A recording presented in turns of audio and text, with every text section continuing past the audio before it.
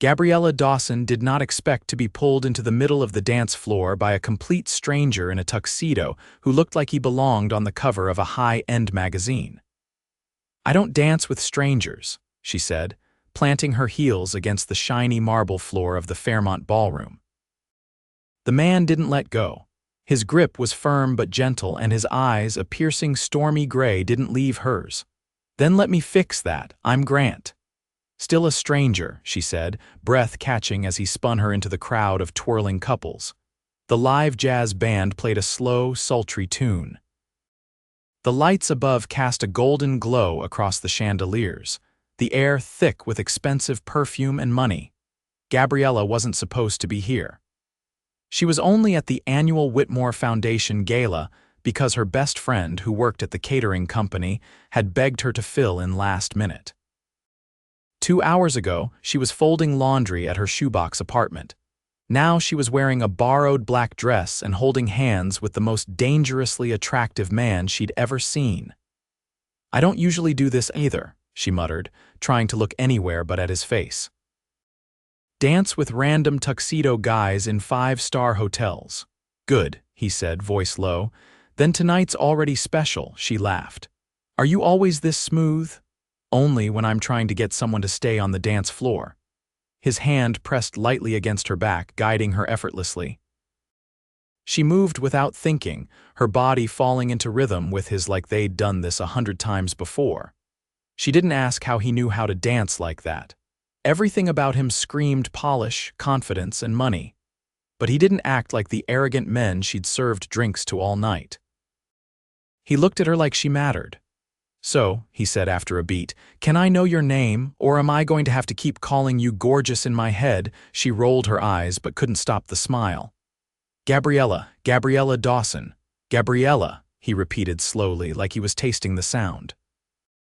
"I like that," she tilted her head. "Okay, Grant, what's your deal, my deal? You're here alone, pulling strangers to dance floors. You're either very charming or very bored. Or maybe I just saw a woman standing in the corner who looked like she deserved to be the center of the room." Her cheeks warmed. "That's not fair." "What's not fair? You saying things like that." "I don't know what game you're playing, but I'm not great at flirty banter." "No game," he said. "Just a guy who saw someone he couldn't take his eyes off." She blinked, thrown. Maybe it was the music, maybe the swirling lights, maybe the champagne someone had handed her earlier, but her heart was suddenly racing. "Are you always this intense?" she asked. "Only when it matters." Before she could respond, the music shifted to something faster and he leaned in. "Let's get some air." They stepped onto the balcony. The spring night air hit her skin and she turned her face toward it, grateful to breathe again. "You're not from this world, are you?" he asked. She looked at him. "What makes you say that? You keep looking like you're waiting to be caught. Like someone's going to tap your shoulder and ask you to leave." "Maybe I am." "You belong here," she laughed. "You don't know anything about me," he studied her. "You're real, not plastic like everyone else in there, that's rare." She let out a breath. "I'm not supposed to be here. I'm just covering for a friend who got food poisoning. She works with the catering team." Grant didn't even blink. "Well, I'm glad she did, otherwise I wouldn't have met you." She stared at him. "You're not weirded out that I'm basically crashing a charity gala? Not even a little." A waiter passed by and Grant plucked 2 champagne flutes from the tray, handing her one. Gabriella took it, studying him. "What do you do, Grant?" He hesitated for half a second. "I'm in finance." She narrowed her eyes. "That's vague," he grinned. "It's only our first dance." She laughed again. "Okay, Mr. Mysterious Finance Man, Grant Zeller." She froze. "Wait, Zeller as in Zeller Holdings?" He gave a sheepish shrug, her jaw dropped. "You're that Grant? The millionaire who just donated like $50,000 tonight?" He gave her a small smile. "I didn't want to lead with that." Gabriella stared at him, stunned. "You asked me to dance and didn't think maybe I should know you're one of the richest men in the room. I didn't want you to look at me like everyone else does. I wanted you to look at me the way you did when I asked you to dance." She didn't know what to say. "I know it sounds crazy," he continued, stepping closer, "but I saw you and, I don't know, I felt something." Gabriella's heart thudded. You just met me, I know, but I want to see you again. Outside of ballrooms and tuxedos. She stared at him, her brain racing to catch up with everything. I don't belong in your world. Maybe it's time someone like you did. Gabriella shook her head, overwhelmed by the night by him, by the way her heart was doing strange flips she hadn't felt in years. I need to go, she said, stepping back. Wait, Gabriella. She turned. He looked the way no millionaire should look, vulnerable. I don't want this to be the only time I see you. Something in her chest cracked. She hesitated, then walked back and scribbled her name on a cocktail napkin from the balcony table. No promises, she said, handing it to him. He took it like it was made of gold. She disappeared through the ballroom doors before she could lose her nerve. And Grant Zeller stood alone on the balcony, holding her name in his hand, already knowing he was falling. Gabriella stared at the cracked ceiling above her bed, the morning light slicing through the blinds in pale strips. Her phone buzzed for the 5th time since she'd woken up. She didn't need to check who it was. Only one person had her number from last night, and she hadn't decided if she was ready to deal with him. Grant Zeller. The name still sounded surreal in her head. He hadn't acted like the type of man who had employees in 3 countries and his name on the side of corporate buildings. He hadn't bragged or boasted. He'd asked her to dance. He'd listened. He'd looked at her like she wasn't just passing through. She couldn't afford to get distracted.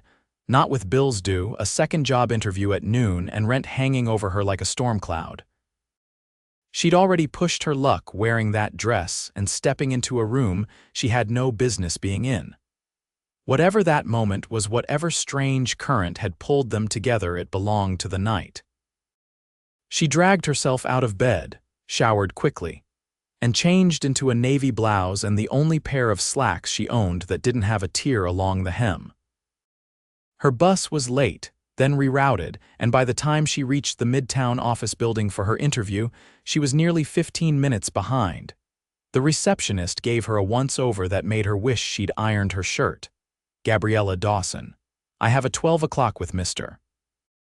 Langley. The woman tapped a few keys. You're here for the executive assistant position, she nodded. Elevator to the 17th floor. Take a left, he's expecting you. Gabriella thanked her and stepped into the elevator, her heart pounding. This job meant stability, a steady paycheck. A shot at something better than scraping by. As the doors opened, she nearly walked straight into a man in a sharp gray suit who looked like he owned half the floor. Sorry, she said quickly. His eyes flicked to hers and something changed in his expression. Gabriella, she froze. Grant, he stepped back, surprise flickering across his face. What are you doing here? I have an interview with Mr. Langley. He cleared his throat. Langley works with one of my subsidiaries. I didn't know they were hiring. She shifted awkwardly. I didn't know you'd be here. I wasn't supposed to be. I had a meeting across the street, but something came up. She swallowed, unsure what to do with his gaze locked on hers. I tried calling, he added. I know, you didn't answer. I didn't know what to say. He studied her for a moment. Can I walk you in? I don't think that's a good idea. I need to get this on my own. Grant gave a slow nod. You will. She turned and walked down the hall, her nerves fraying with every step. The interview was brief, professional, and surprisingly encouraging. Mr. Langley was polite, almost too polite, and when he shook her hand at the end, he said, We'll be in touch very soon. She couldn't tell if that was a brush-off or a promise. By the time she reached the lobby again, Grant was still there, leaning against the wall near the entrance, watching people come and go as if he had all the time in the world. You waited? She asked. Of course. She hesitated. Why? Because I don't want you to disappear again. I didn't disappear, I just didn't know what this was. Neither do I, he said, but I want to find out. Gabriella looked at him, unsure whether to be flattered or alarmed. I'm not the kind of girl who falls into some millionaire's life and suddenly gets whisked away to Paris, she said. I never said anything about Paris. You know what I mean. He stepped closer. Gabriella, I'm not offering you a fantasy, I'm asking for one dinner. She narrowed her eyes. No strings, No expectations, just you and me, a real conversation, she exhaled slowly. Fine, one dinner, his smile deepened. Tonight, don't you have meetings, stocks to analyze, fancy buildings to buy? I moved things around. You plan this? I hoped. She shook her head. You're impossible.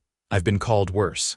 He held out a small card. It was heavy stock, embossed with only his name and a phone number. No title, no company. Text me where to pick you up. She raised an eyebrow. I thought you weren't offering a fantasy. I'm not. But I'd like to show you what my real life looks like. Gabriella took the card, tucking it into her purse as though it might burn through the lining. As she stepped back toward the revolving doors, he called after her. Just so you know, I've never waited in a lobby for anyone before. She didn't turn around, but her lips tugged upward. That night, she stood outside the narrow brick building she'd lived in for 2 years, watching sleek black cars crawl past. She'd changed 3 times before settling on a soft cream dress that fell just below her knees. It wasn't expensive, but it was hers. She didn't want to pretend to be someone she wasn't. At exactly 7, a black town car pulled up to the curb. The driver stepped out and opened the door. Miss Dawson, she nodded, heart thudding. Inside, the car smelled like leather and cedar. Grant was already there, dressed in a dark navy suit, his tie undone just slightly, like he didn't want to seem too put together. You look like you, he said simply. She raised a brow. Is that good or bad? It's the best thing you could have done. The car pulled away from the curb, heading downtown. Where are we going? She asked. You'll see. She tried not to fidget as he poured her a glass of water from a crystal bottle nestled in the center console. You really don't do anything halfway, do you? I don't see the point. The ride was quiet for a few moments before she asked, Why me? He didn't hesitate. Because you didn't look at me like I was a paycheck or a headline. You looked at me like a person. I didn't know who you were, exactly. The car slowed in front of a brick building with ivy curling up its sides. A small, discreet gold plaque announced the name of a restaurant she'd never heard of. I didn't want to go somewhere loud, he explained. I wanted to be able to hear you. Inside, the restaurant was candlelit, the tables spaced far apart, the air fragrant with spices and something rich she couldn't place. The hostess led them to a corner table, and once they were seated, Gabriella leaned forward. So, what's your real life, Grant? He looked at her for a moment before answering. It's meetings and travel and pressure. It's people pretending to like you because they want something. It's exhausting. And you think I'm the antidote to all that. I think you're the first breath of fresh air I've had in years. She didn't know what to say to that. So she picked up her menu and said, Well, let's order before you start saying other things I'm not ready to hear. And Grant, for the first time that night, leaned back and laughed. The air between them had changed. It wasn't just the flickering candlelight, or the way the restaurant's soft music seemed to hush as their meal ended. It was the way Grant leaned forward, elbows on the table, eyes fixed on her like she was more fascinating than anything he'd encountered in his penthouse boardrooms or across polished conference tables. Gabriella set down her spoon, the last bite of lavender panna cotta lingering on her tongue. You've been watching me, she said, not accusingly but with quiet amusement. You're easy to watch. She picked up her water glass. You say things like that, and I don't know whether to roll my eyes or run. Try staying. He said it without hesitation, and something about the words, how simple they were, rooted her to the spot. I'm not used to this, she said finally. Men like you don't usually pay attention to women like me. You keep saying that, like you think I'm from another planet. You kind of are, Grant's brow lifted. Because I have a driver? No, because your life doesn't have sharp corners. You don't have to think about how much the groceries cost or whether your bank card will decline at the gas station. He paused. That's fair. Gabriella leaned back, her fingers grazing the edge of the linen napkin. I'm not saying it to make you feel guilty. I'm just trying to figure out what this is, because I don't know what it would look like your world and mine overlapping. Grant didn't speak for a moment. He folded his hands on the table. My mother was a florist, she blinked. What? She ran a tiny shop in the Bronx. Taught me how to stretch $1 and make beauty out of practically nothing. My father left when I was 6, and she made sure I never noticed. Gabriella didn't interrupt. I didn't grow up wealthy, he continued. I worked through undergrad fixing cars at a garage every weekend. I didn't wear a suit until I was 23, and even then it was borrowed. Her voice was soft. And now I own a company that builds things I'd never have been able to afford back then.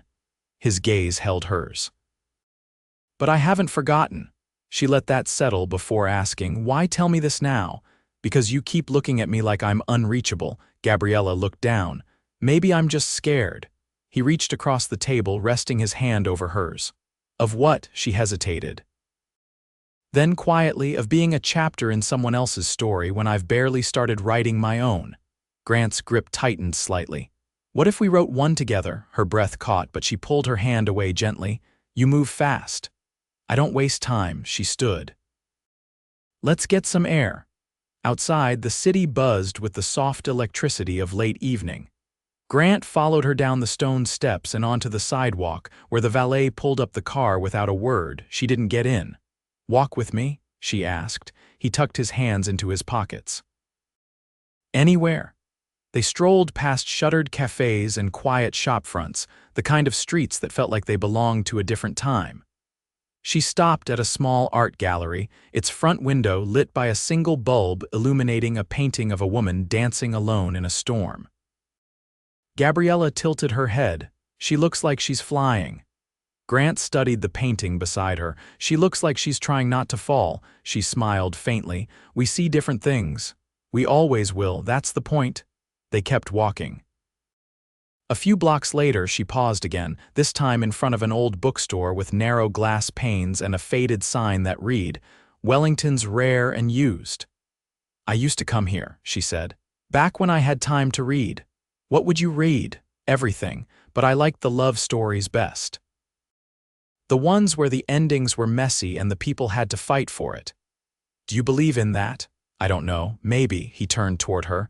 Then let me be clear, I'm not looking for a fling, I don't want a night.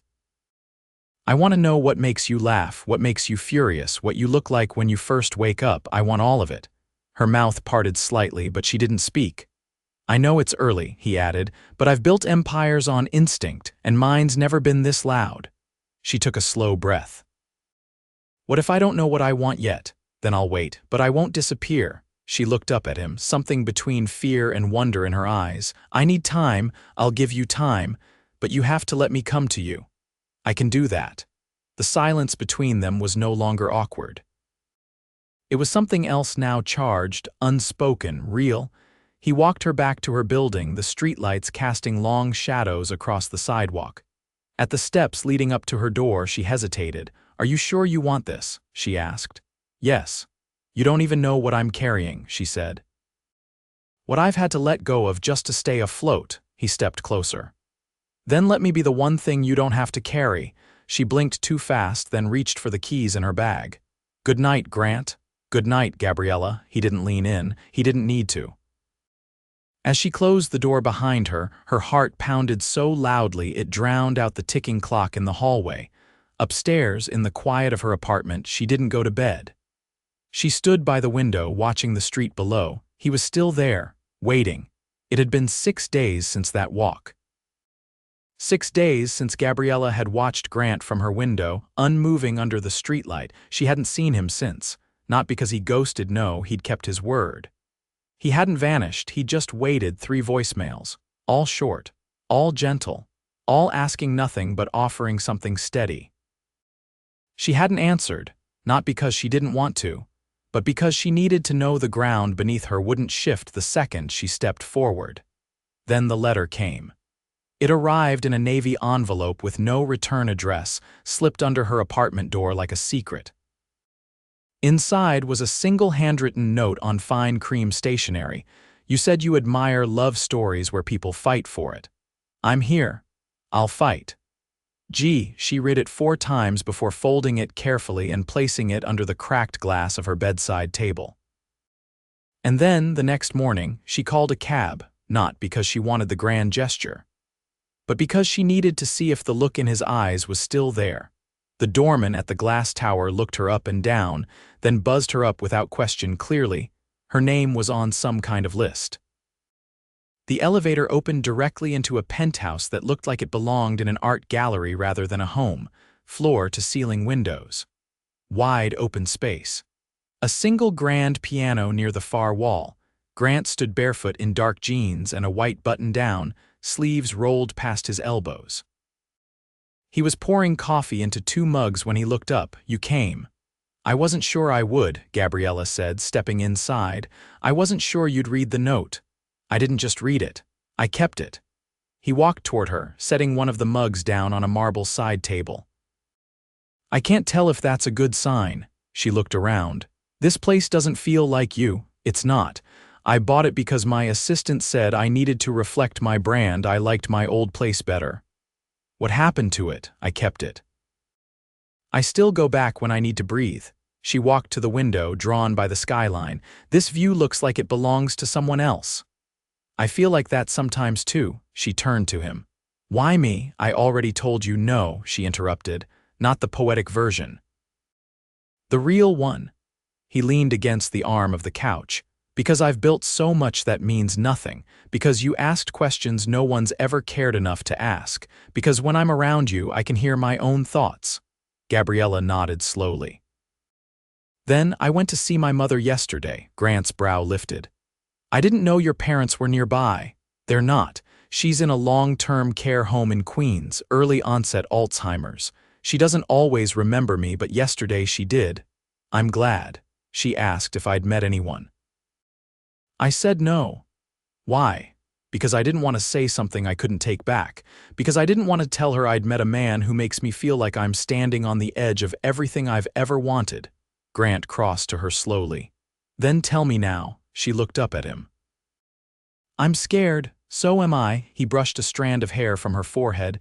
"But I'm also certain," her voice was barely a whisper. "Of what?" "That if we don't try, I'll regret it every day after." She reached for his hand. It was warm, steady. "You said you'd wait." "I would've."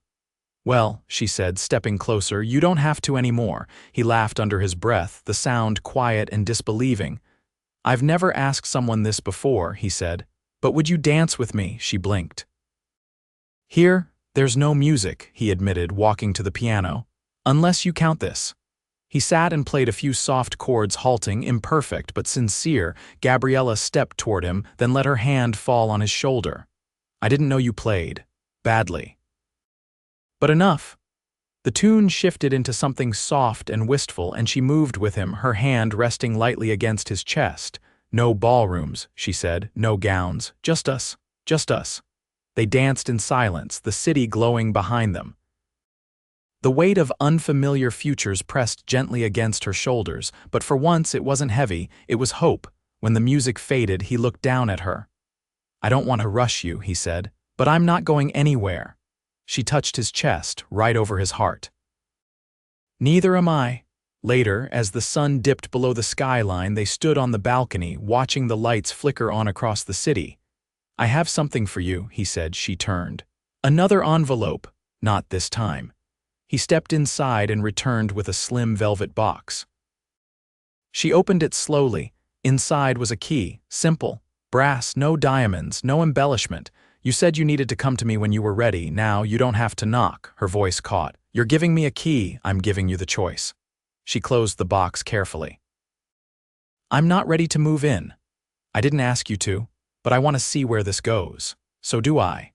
She leaned into him and he wrapped his arms around her. Below them, the city hummed, but up here it was quiet, no tuxedos, no masquerade.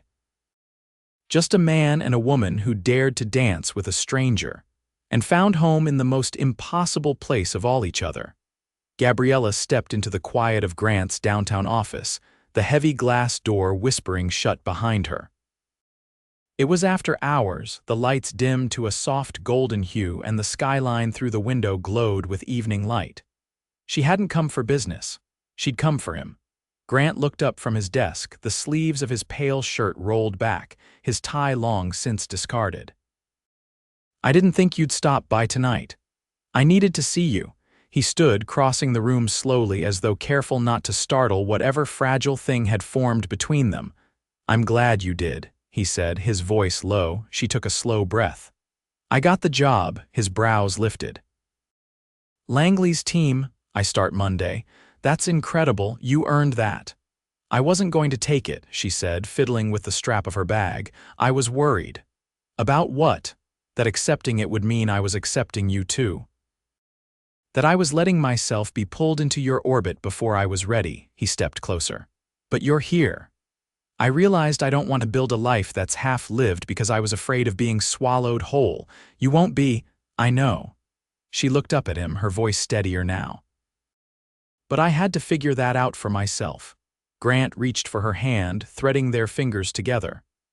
"So what does that mean for us?" "It means I want to try, no reservations, no walls." A quiet passed between them, full of things they didn't need to say. Gabriella leaned her forehead against his chest. "But you have to promise me something, anything. You won't protect me from your world. I want all of it, the hard parts too." He tilted her chin up. "You'll have everything, but only if I get all of you in return." She nodded. "You already do."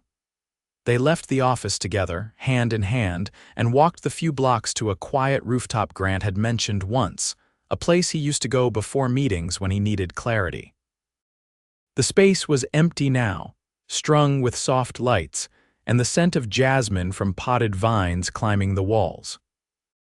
"I used to stand right there," he said, pointing to the edge of the terrace, "and wonder if I'd ever find someone who wasn't impressed by what I had, but by who I was underneath it." Gabriella stepped into the spot facing him. "Now you don't have to wonder." He pulled a small box from his pocket and opened it without preamble. Nestled inside was a ring unlike anything she'd imagined, not flashy, not oversized. A single delicate emerald set in gold, understated and impossibly beautiful, her breath caught. "I don't want to wait for the perfect time," he said. "I don't need a ballroom or a crowd. I just need you to say yes." She stared at him, her heart thudding in a way that felt like the beginning of every chapter she thought she'd never get to write. "Yes." Grant slipped the ring onto her finger, and the moment felt like a breath held for too long finally being released.